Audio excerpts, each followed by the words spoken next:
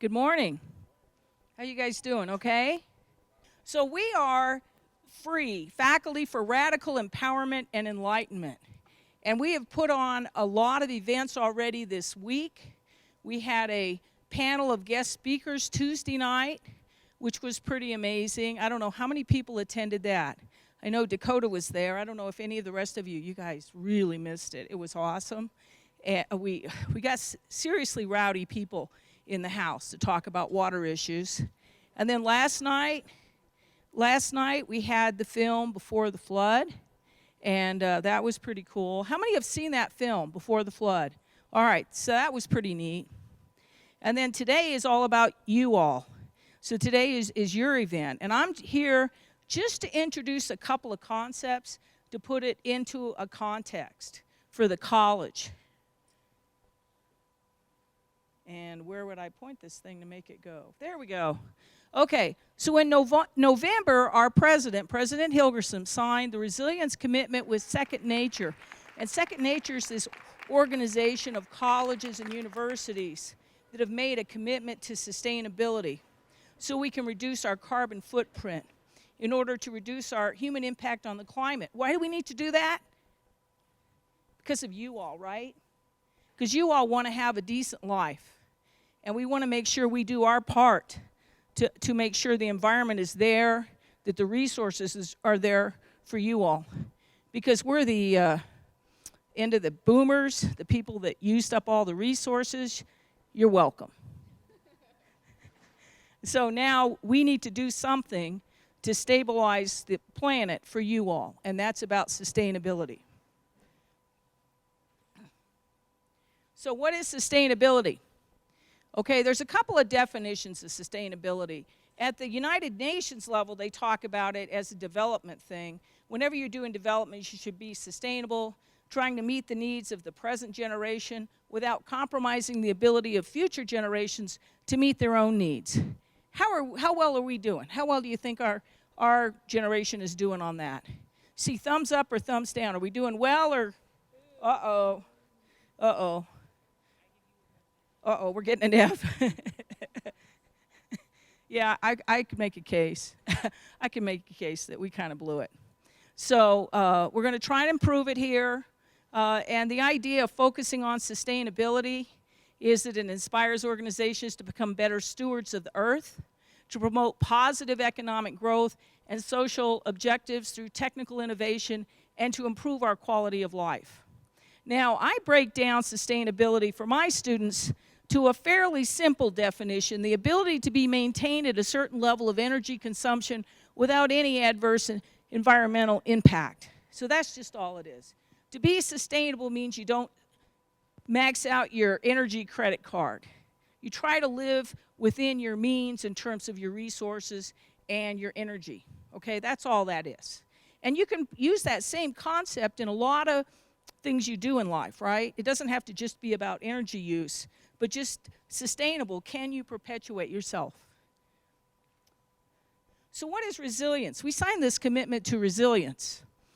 Resilience is the ability of a system or community to survive disruptions and to anticipate, adapt, and flourish in the face of change. So there's all kinds of ways to measure resilience, but the bottom line is, can you bounce back? Can you take a hit and bounce back? How many of you think of yourself as resilient? How many of you have taken a hit in life and you're still here? Let me tell you, you need resilience. Perseverance is your number one skill you need to have to make it through college, to get a decent career, because every one of us is going to take hits. So resilience is what it's all about for us as individuals, but also as communities. So how does this fit with today? It's about water, baby. Water is the key component to life. There is no more fluid that is more important to us. I'm not going to give you all the raps in biology about how much of our bodies are made of water, how much water we need. You guys know that stuff. You know how critical water is. Water is life. I don't know, how many of you guys know what mini wikoni means? Mini wikoni.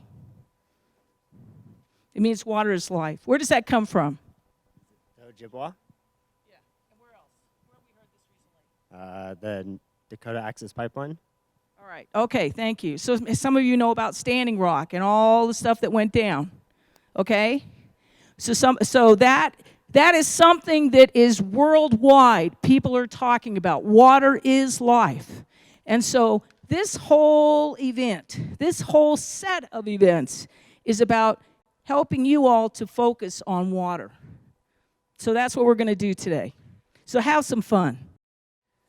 Good morning, my name is Rebecca. I'm here with my friends Elizabeth and Candace, and we're going to talk to you guys about Watershed. We're going to explain the concept of watershed, its importance to our community, and how humans are impacting it, specifically through urbanization, and then what we can do to mitigate our impact. So a watershed is an area of land that collects water when it rains or snows. So this morning's rain and snow, that's all falling into our watershed. When the water collected in a watershed, it then drains out into a common outlet like a river or a lake. A watershed can be as small as a footprint or as large as the land between mountain ranges. Not all water in a watershed drains off. Some of it is absorbed into the ground. Does anyone know which watershed we are in right now? I'll let you know, it's the Truckee River watershed. All of the water here drains into the Truckee River.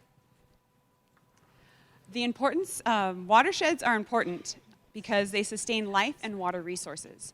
According to the EPA, more than $450 billion in food, fiber, manufactured goods, and tourism depend on clean, healthy watersheds. The watershed in our area feeds into the Truckee River, as I mentioned, and that not only provides our community with drinking water, but also with the water used for recreational activities like fishing, boating, and kayaking. So the water you used to take a shower this morning and make your coffee came from the Truckee River. As populations of a community continue to increase, the landscape is modified and the environment is changed. This change is known as urbanization. Urbanization affects geography, sociology, economics, urban planning, public health, and our watersheds. With additional residential and commercial development come more roads and parking lots that are impervious surfaces that offer no water absorption.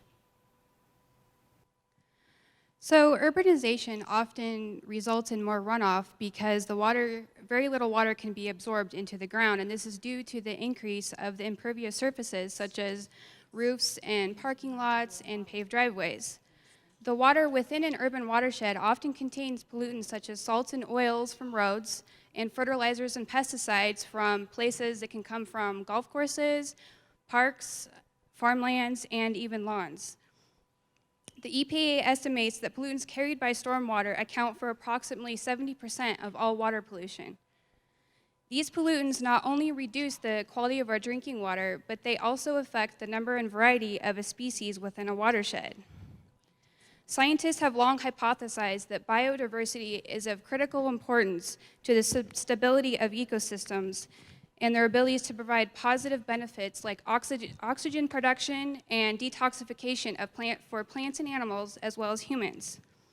Now, scientific research has shown that sustainable, productive ecosystems cannot exist without maintaining biodiversity in the landscape. Now, these are just a few of the examples of how watershed urbanization can have a major impact on water resources. Because the runoff in a watershed ultimately drains to other bodies of water, it is very important to keep in mind the impact of development and how our activities can affect water downstream. What we need to keep in mind is, how can we develop sustainable urban watersheds in such a way that protects the natural hydrology, that is, the distribution and flow of water? One design approach to this issue is called LowImpact Development, or LID. LowImpact Development incorporates a land planning and engineering design approach to manage stormwater runoff with an emphasis on the conservation of natural features to protect water quality. One example of low-impact development is wet or dry ponds, which is shown in the bottom left photo. These wet or dry ponds collect the stormwater and pollutants and allow them to be absorbed into the ground, and they also help to slow and prevent downstream flooding. Another example that you all may be familiar with is actually right here in Reno at the McKinley Arts Center. Completed in Reno in 2010, the McKinley Arts Center demonstrates a more environmentally friendly approach to design and construction. As you can see from our photos up here, the McKinley Arts Center has several specially designed environmentally friendly features. If you look at the photo on the left, the central patio and also their parking lots were designed with pavers instead of just with wide expanses of concrete. This allows for an additional opportunity for infiltration as the accumulated water drains in the spaces in between the pavers instead of just running off. This allows for additional filtration of oils and other runoff pollutants before the water reaches the watershed.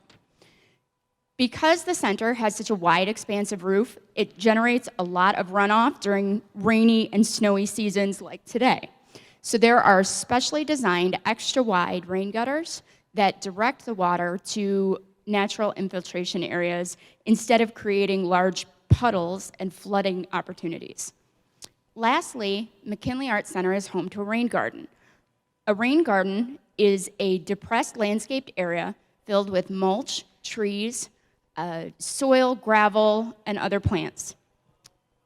Water has the opportunity to infiltrate naturally here, and it creates cleaner water at a lower cost than traditional technology-based stormwater management systems. It also provides an attractive wildlife habitat that wouldn't exist otherwise. In addition to low-impact development projects like McKinley Arts Center, the City of Reno also hosts Watershed Awareness Day events. These typically take place during the third week in August, and they're hosted with student and civic organizations like Keep Truckee Meadows Beautiful. They provide opportunities for community education about watershed issues and the importance of conserving our watershed. The City of Reno has also started to use tree box filters. You can see the picture here on the right. What you don't see is a mini bioretention filter system underneath the tree planter itself. These are attractive landscaping options that require very little maintenance and very low cost to the city. There's a curb cutout just below the tree box itself, and this directs street water runoff into the filter box where the water filters through the roots and the soil and the mulch, which creates a cleaner water before it enters into the watershed. The only real maintenance required here is for the curb cutout area to be kept free of leaves and other debris. The City of Reno has also partnered with corporate citizens like Cabela's and Patagonia in their development projects. Patagonia created its Reno Service Center with very environmentally friendly features similar to those found at the McKinley Arts Center. It costs a little bit more, it does, but Patagonia says that those improvements actually paid for themselves with a 30 to 35% reduction in energy costs. They were also awarded a gold certification from the U.S. Green Building Council on leadership and environmental design.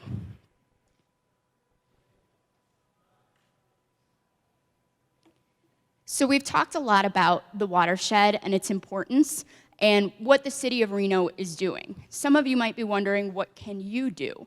There's some really simple things that you and your families can do at home. To start with, limit the amount of impervious surfaces around your house. So like the McKinley Arts Center did with their patio and their parking lot, you can use pavers. There's a photo of a driveway up here that's done with pavers. It looks pretty great, but it also reduces the amount of runoff and provides for additional infiltration opportunities. You can use household chemicals responsibly. If you take a mixture of baking soda and vinegar, you can actually create a cleaning solution that is very effective and a whole lot less expensive than what you would buy in the store. If you're working on a project that does actually require a harsh chemical cleaning product, dispose of it responsibly. What I'm talking about is just don't dump a mop bucket full of bleach water into the yard where it's going to infiltrate into the watershed. Lastly, maintain your septic system. I think we all know what happens when a septic system backs up. It's not pretty. Nobody wants raw sewage filtering into the water system. This goes for pet waste as well. If you pick up after your pets, especially if you use a compostable waste bag, that pet waste can actually become fertilizer. So we thank you for your attention today. These are all just really simple things that we can do to conserve and protect our watershed. Does anybody have any questions for any of us? All right, let's give them a round of applause. Thank you so much. Thank you so much. I did put up on the screen really quickly some resources that we used. I know the font is kind of small, but if anybody wants further information, these are websites you can visit. Thank you. So yeah, this is the student event here, and here we have these awesome students giving you information. What I want us to do real quick, I'm seeing some students taking good notes, but other students aren't so much. There was a ton of things to have written down from what these students had to give you. So write down numbers, write down ideas, write down some of that idea of the baking soda and the vinegar, just anything. It's random stuff you're writing down, but the information from students. We're gonna take 1 minute break and have everyone at every table just say their name to each other and what class they're from. And then we're going to go on to the next presentation, from student presentation. So do that real quick. Ready, go. All right, so this is my printmaking class. This is from Art 124 from Candace Garlock. And this is what we've been doing all semester. So at the beginning of the semester, my printmaking professor explained what this year's theme for the class was going to be, and it was going to be all focused on water issues on the Truckee Meadows and in the area. And then she introduced the Watershed project and the free concept. And then we were all asked to do some research on what we thought the watershed meant and all the different issues that came along with it. Many of my classmates were able to connect to the water issues, not only at the local area, but the regional, nationwide, and even worldwide. And then each one focused on the meaning of what watershed meant to us. Each one had a unique perspective and view on how they saw water. And in our first projects, we were asked to make a colograph and solar plates on the research that we had to present at the beginning of the semester. And then in my personal experience, I was able to take things that I've learned from other classes, such as environmental science and any other class that had to do with water issues, and just bring all those issues, all those ideas into this project. And then the more research I made, the more ideas that came to my mind. And I noticed that by our second and third project, many of us were actually not having to worry about what we were going to do next, because we had so many great ideas from all the research that we had made, and we just wanted to go ahead and do as much as we could. There was times where we were debating which one of our many projects we wanted to do. And it was actually intriguing to keep searching and learning about all the water issues. And then once you learn about one, you learn about the other, and it just kind of goes on. And then it was just really intriguing. And then none of my research went to waste, because when my photography class decided to get into this watershed project, it was a lot easier for me to just take those ideas that I had already researched and just play on those and just make it better. And so not only was I able to learn with this, I was able to educate other peers and family about the water issues that many of them were not aware of. And I'm just really happy with this project, and I really enjoyed it. I really enjoy how we all came together, and it just to come up with really great, like a really great mural. And then I have some classmates with me behind me that would like to say a few words about their experience with this project. Hello, my name's Rena, and my comment is we just keep bandying around this word research, and the really cool thing about art is that you can do visual research. And visual research is where, how many of you scroll through Tumblr or scroll through Instagram or scroll through Pinterest, and you just see all this cool stuff, and maybe you save it to a board, maybe it just breezes by you, but each one of those different images has a whole story and a whole body of research behind it. And the body of research is like, how do I draw this? How do I represent something realistically? Or I have this great concept of talking about water conservation. How do I do that in a way that isn't really blasé? How do I do it in a way that maybe someone else hasn't done it before? So I was an English major, so I did a whole bunch of written research, but the cool thing about art and the visual research is that you can communicate it a lot faster to somebody. You can communicate a whole theme of something. And I think that's been the coolest thing in our class, at least that I've observed, is that we borrowed different visual ideas from each other and almost used each other's work as visual research. So that's my comment. Anybody else? Okay, well, hi, I'm Miriam, part of this class as well, and one of the things I really enjoyed was creating art to express ideas about this watershed concept. And just to give you an example of some of the ways we had to think about it and some of the things we did, we made rubber stamps just recently that are stamped up on that mural, and I'll show them to you. So my idea was, I don't know how familiar you are with the unicorn mythology, but one of the aspects of the unicorn is that supposedly if it dips its horn in either a poisoned goblet of wine or a body of water, it removes all the toxins, it purifies it and makes it safe. So I thought, well, how can I relate Nevada to that? And I created the Nevada One Horn, which is this stamp right here. I don't know how well you can see that, but it's based on the coloration on the pronghorn antelope, which is a desert creature, and then I just sort of morphed it into a unicorn by modifying it and giving it just the one horn. And so, and one of my thoughts is, this is a fairy tale for most of us, I think, hopefully, in my opinion. But I don't think that the job of removing the toxins from our water, cleaning up things, keeping things healthy, shouldn't be a fairy tale.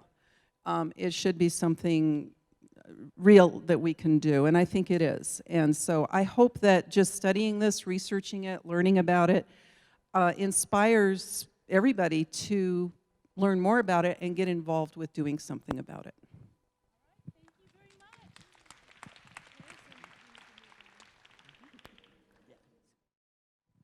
Good morning, everyone. We're so happy to present to you our presentation on precipitation for our Statistics 152 class. I'm Shannon, this is Autumn, and this is John, and we'll be presenting to you in this order. This is a picture of beautiful Lake Tahoe. I took it last summer. Water is an important part of all of our lives.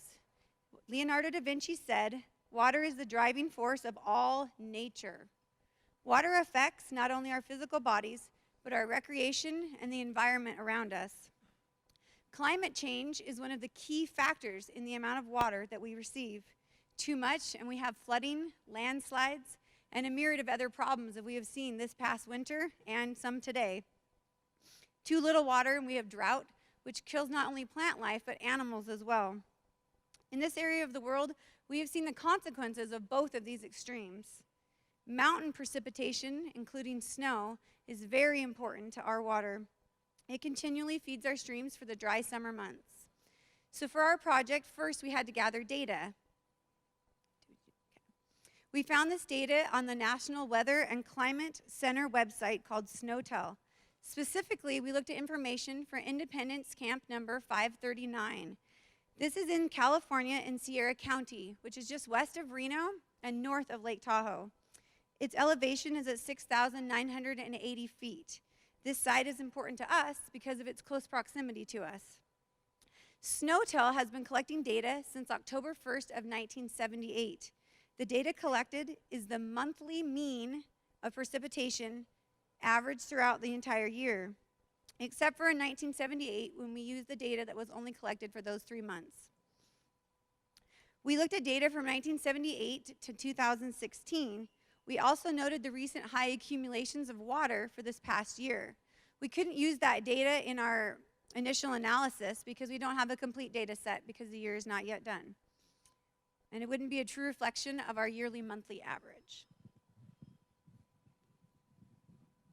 So we took this data from right here and we organized it into a graph, and we organized it into what's called a linear regression because we have two variables that are numerical, meaning that year and snow precipitation levels are both numbers that can be plotted on a graph. And from there we can run a trend line, which is the line of regression. And as you can see, it kind of starts high and then it goes down. This shows that there's a negative relationship, that as the years increase, we're seeing a lower amount of snow and precipitation as the years increase. We also organized the data with 2017 into it to show you, but it's not actually a real data because each data set is per a year, and 2017 is only 4 months in. But if you were to look at it, you would see like how high 2017 is, but it's expected to level out eventually because we're gonna have hotter weather and the precipitation levels are gonna drop. So it isn't real data, but it was just interesting to see like how it would affect the graph. And then we also ran a data analysis which showed that for every 67.4 level feet of precipitation, you would subtract 0.032 times the year. So that shows that for every year increase, we're taking 67 minus 0.032. And so we're increasing years, so the levels are going to keep dropping. Hi, I'm John. And statistics can be kind of dry, so we found some fun facts within our data. And a very wise geology professor once told me that if something's happened in the past, it can happen again. So if you notice the similarities between the snowpack in 1983 at 6.1 inches and the snowpack now at almost 17 inches, 16.1 inches, you see that the last time we had this kind of snowpack, it was something very dramatic happened. And that was caused from Slide Mountain between here and Carson City, or just south of Mount Rose. In 1983, we had what could only be described as a mud avalanche that came down Ophir Creek and washed over Washoe Valley. The pictures that you're looking at, the picture on the left, this is something that you might have seen if you had been driving across that area on May 30th, 1983. Memorial Day. A lot of people were camping in the area. That's a horse being airlifted out of the mud. In the center picture, you see a house buried all the way to the roof, and a school bus and a truck. To the right is the path that the avalanche took. Essentially what happened was a huge piece of Slide Mountain slumped into the Upper Price Lake and caused about 30 acre-feet of water to instantaneously rush from Price Lake into Ophir Creek. It washed down boulders the size of shopping carts and took the trees and vegetation that line the canyon. It was moving at about 20 miles an hour and about a height of 15 feet. So there's no way anybody could outrun that. One person was killed, 3 houses were destroyed, and 3 people were injured. So again, this is just illustrative. They believe that this has happened at least 9 times in the last 50,000 years that we've had this type of rock shedding at Slide Mountain. So just as a quick recap, we weren't done.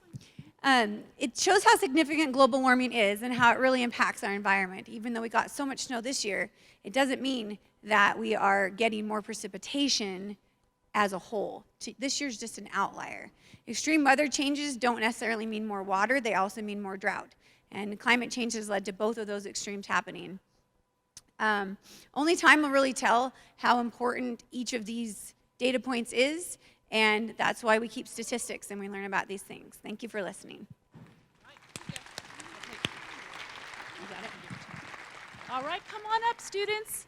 So continue to take your notes and notice the interdisciplinary feeling here. We've got art, we've got statistics, we've got more statistics, we'll have anthropology. So we're learning about this theme from different disciplines. Go for it. Hello, everyone. My name is Isis, and I'm Christine. And we're from Math 126, and we're going to be presenting on water usage versus prices. Disclaimer, due to the limited time that we had, we only researched 2 years.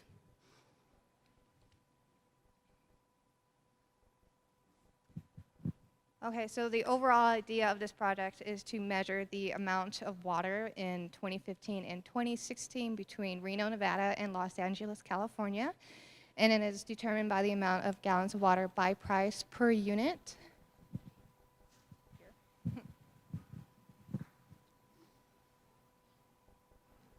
Basic information that everyone should know is CCF means cubic centum feet.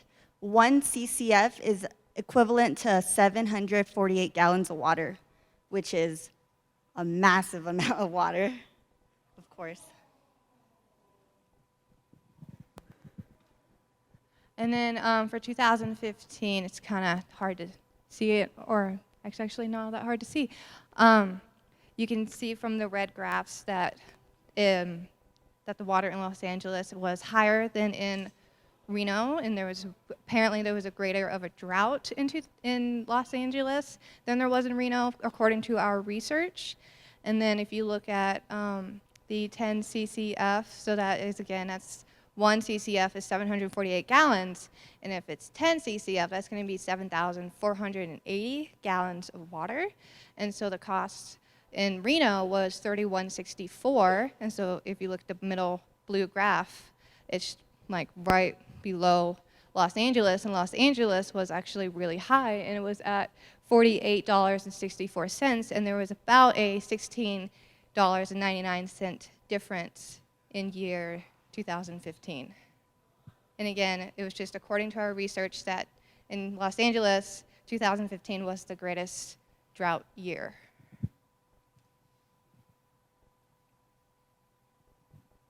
So moving on to 2016, it was a decreased prices because it was less of a drought. Like she said, 10 CCFs is 7,480 gallons of water, which is a lot of water. And if you just subtract Reno from LA, it's a $14.90 difference, which is huge, just because I feel like we're really lucky that we're living in Reno since we don't have to pay those ridiculous prices of water. But if you guys notice that in the first bar graph, it's less money in LA because we're assuming that they kind of use it as an incentive to use less water, so you wouldn't have to pay more money.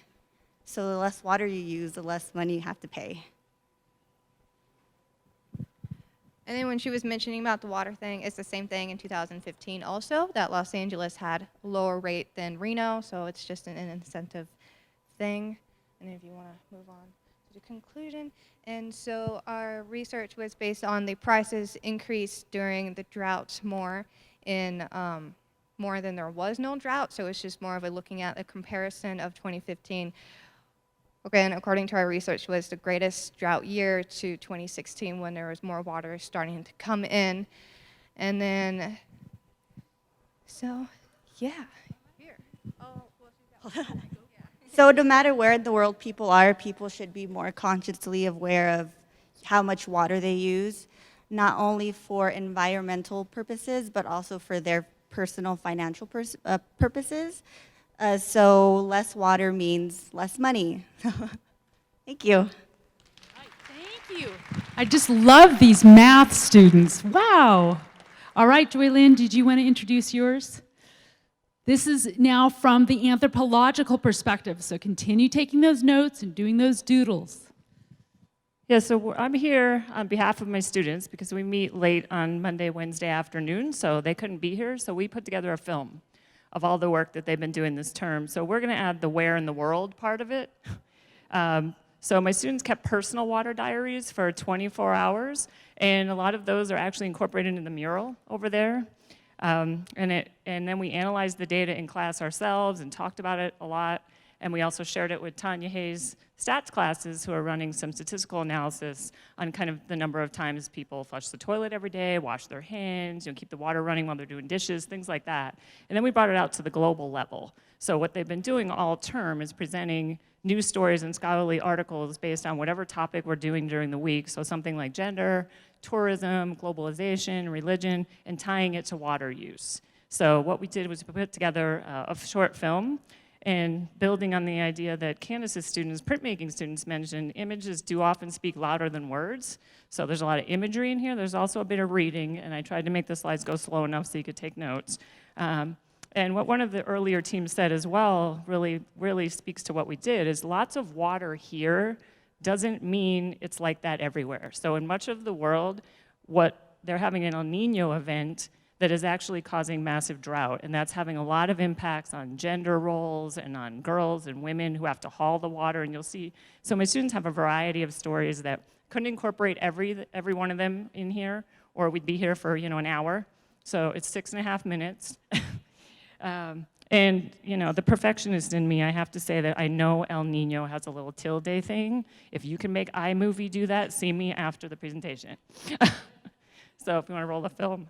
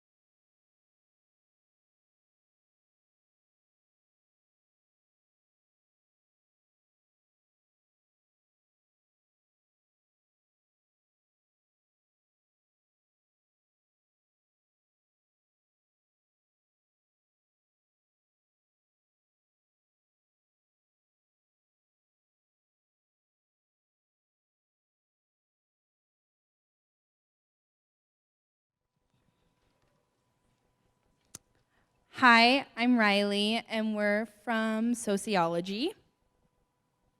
I'm Savannah. I'm Michael. And I'm Rigo. And we're doing a presentation on clean drinking water. I don't know how to use this. Oh, that's how you use it. Okay, so what is water scarcity? Water scarcity is the lack of enough water that's in demand in this specific region. It has a lot to do with land conditions, like arid areas, and especially in Africa where it's super dry, and the sub-Saharan and areas like this. Developing countries have the biggest problems with water scarcity, and it's just, yeah. I'm so screwed. Water, okay. Causes of water scarcity and limited access to water have to do with climate change and global warming. Global warming is the term used to describe the gradual increase in the average temperature of the Earth's atmosphere and its oceans. It's believed that it's permanently changing our Earth's climate. While many view the effects of global warming as substantial and rapidly occurring, it's scientifically proven that the Earth has only changed, the temperature has only risen 0.4 Celsius. Over the past 100 years. Changes from global warming have to do with rising sea levels due to melting polar ice caps and drastic weather events like Reno this winter. Just how bad is it? It's everywhere. Water scarcity, before I started this, I really thought, oh, it's just in developing worlds. But it's here in the US as well. Even us struggle with lack of water. 1/5 of the world's population live in areas of physical scarcity, and another 1/4 live in economic scarcity. Who suffers the most from water scarcity? Like I said, it's in developed countries, but it's also in developing, and that's where it suffers the most. This area of the world that suffers from water scarcity the most is the Middle East. So I don't know if you know, but it's Pakistan, Saudi Arabia, Iran, those kind of countries. And it also goes into the northern part of Africa, Morocco, Libya, Ethiopia, and the other northern rim. Along the Mediterranean Sea and the European countries are also countries that suffer. Possible solutions to the problem. Groundwater and aquifer. Groundwater is water found underground in the cracks and spaces in soil, sand, and rock. It is stored and moves slowly through a geological format. And an aquifer is a body of saturated rock through which water can easily move. These come together as one.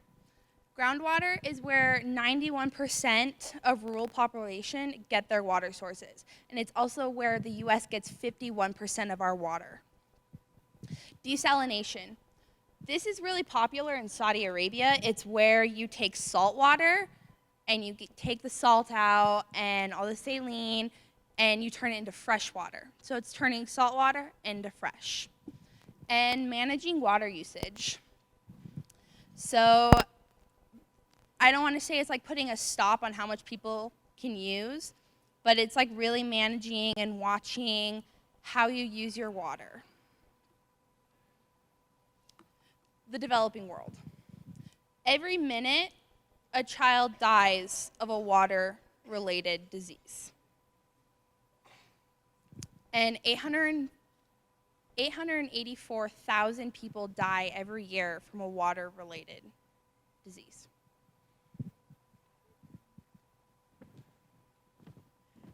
So some statistics about water scarcity in Syria, more than 5.5 million people, including 2 million children, have been cut off from fresh water. And in addition, access to unclean water can cause waterborne diseases. Some types of waterborne diseases are cholera, which is a bacterial infection of the small intestines, as well as hepatitis A, which is a highly contagious liver infection. And typhoid is an illness caused by salmonella. And amoebiasis, which is caused by a parasite from water. And also, not only developing countries, like she said, are affected by water scarcity. Some developed countries, including China, Australia, and some parts of the Mediterranean, are also affected. Talk a little bit about the privatization of water. Sorry. Some of the pros of it is that supporters say that private companies are more well equipped in cleaning the water. They also say that there are around hundreds of cities in the U.S. that already have privatized waters with a little complaint. They also complain that privatization, they will be able to conserve more water by raising the price. However, it should be more of a right than just another tax. With privatization, they could just raise the price whenever they like, and it could lead them to have more control of everything we use for water, like how you guys handle water bottles, for like water slides, and so on and so forth, by just putting more money on that. And just because they say that they're going to clean the water doesn't mean that it's going to taste any better than it was before. I don't know if you guys ever had tap water. Depending where you're at, doesn't taste that much better than anywhere else. Thank you. That's all.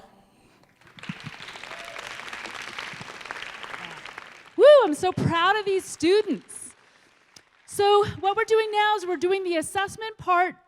And so here it is. Let's just run through it. And I'll announce that. And just what we're doing too is there's a little form for you guys to fill out too before you leave. We're going till 10:45, so they're handing that out. So let's run it through. All right, so horn books. This is from my children's literature class. It's the first form of children's literature, and they're about 3 by 5 inches in their front. They were made back in the Middle Ages all the way through the early forms of school in the United States. And they're about the same size as a smartphone. Okay, next. And what the kids would do is they'd put it around their necks. Their teacher would make it for them, and then they'd have their little readings right there on their horn book. Okay, next. And they are very visual and purposeful. So they include art, numbers, and letters, okay? And they're also nicknamed battledores. So what they did is they take these things off their necks, just imagine them in the 1500s, just little kids, and they take these biblical quotes and these letters and visuals off their necks and they play ping pong with them. So next slide. So on one side, you're going to pair up, and on one side, you're going to do a visual. So some sort of stamp or drawing from information that you got from this presentation. And on the other side, try to do some sort of quote or data or numerical information, and then some sort of purposeful action, like that baking soda and vinegar or pavers or something like that on the other side. So next. So what I want you guys to do is I have some of my students are at each table, and they're going to help facilitate. They have little name tags on. And they will help you. Go to the next one. And so what I want you to do is you're going to pair up with someone else, and you're going to decide who's going to do the visual side and who's going to do the lettering side, and you're going to start to rip and tear and make with the glue sticks there, make your little horn books. Next slide. So I want you to crease and rip and glue and draw and color and write your side and come up with a horn book, and you have about 5 minutes to do this. And then I have ping pong balls that I'm going to give you, and we're going to do a little ping pong game. So 5 minutes, so go for it.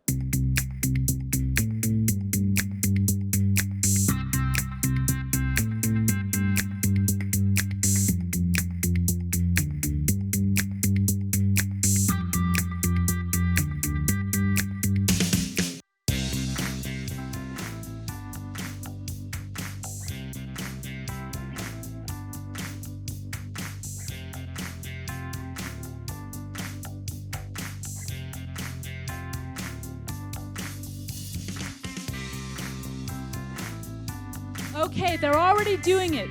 So what I want you to do now is stand up behind your table in a circle.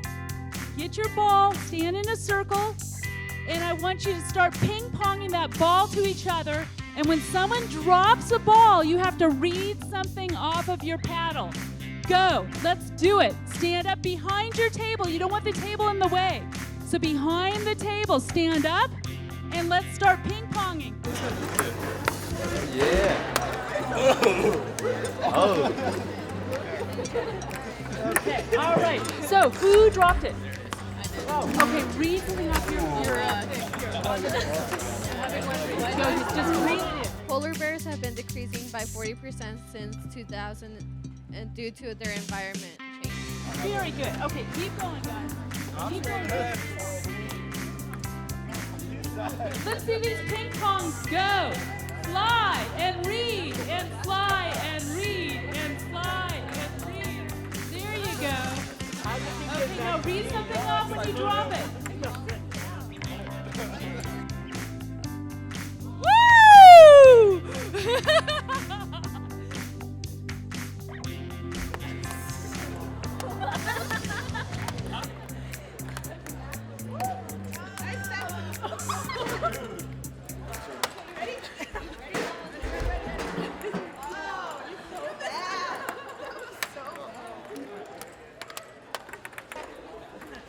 All right, people.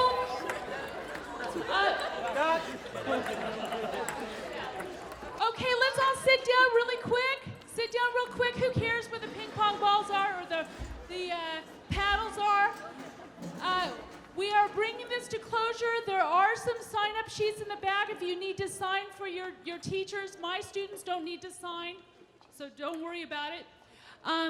But if anyone wants to stay with their stamp pads and stamp around that salmon.